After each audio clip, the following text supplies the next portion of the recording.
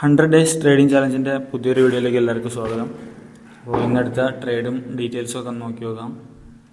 ഇവിടെ ഫ്ലാറ്റ് ട്രേഡിൽ നോക്കിയാൽ കാണാം, ഇന്ന് ഒരു ട്രേഡാണ് എടുത്തത്. അതിൽ SL അടിച്ച് അതിൻ്റെ ടൈമും ഡീറ്റെയിൽസും കാര്യങ്ങളൊക്കെ അവിടെ ഉണ്ട്.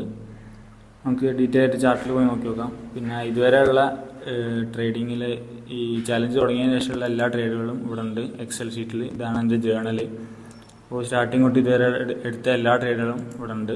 ഇതിൻ്റെയൊക്കെ ഡീറ്റെയിൽഡ് വീഡിയോ എൻ്റെ ചാനലിൽ തന്നെ ഉണ്ട്. ഈ ചാനൽ നോക്കി നോക്കിയാൽ എൻട്രി എടുക്കാത്ത ദിവസം വരെ ഞാൻ വീഡിയോ ചെയ്തിട്ടുണ്ട്. ചാലഞ്ച് ആയതുകൊണ്ട് എല്ലാ ദിവസവും ചെയ്യാറുണ്ട്. അപ്പോൾ എല്ലാ ട്രേഡിൻ്റെയും ഡീറ്റെയിൽസ് ഇതിൽ നോക്കിയാൽ കാണാൻ കഴിയും. അപ്പോൾ ഇന്നത്തെ ട്രേഡിൻ്റെ ഡീറ്റെയിൽസിലേക്ക് പോകാം. ഇന്ന് ട്രേഡ് എടുത്തത് കോൾ ഓപ്ഷനിലാണ്. 52,800 കോൾ ഓപ്ഷൻ. അത് 13.2 1.45 ആയപ്പോൾ എക്സിറ്റ് അടിച്ച്. എക്സിറ്റ് അടിച്ചതല്ല, അതിൽ സ്റ്റോപ്പ് ലോസ് അടിച്ച് ടാർഗറ്റ് ഓർഡർ ക്യാൻസലായി. നമുക്ക് ചാർട്ടിൽ പോയി നോക്കി നോക്കാം. 1 മിനിറ്റിലേക്ക് നോക്കുകയാണെങ്കിൽ 1.2 എൻട്രി. 1.2 ക്യാൻഡിൽ എന്ന് പറയുമ്പോൾ ഏകദേശം ഈ ഒരു ക്യാൻഡിലാണ് എൻട്രി എടുത്തത്. ഇവിടെ കാണാം 1.2 ക്യാൻഡിൽ.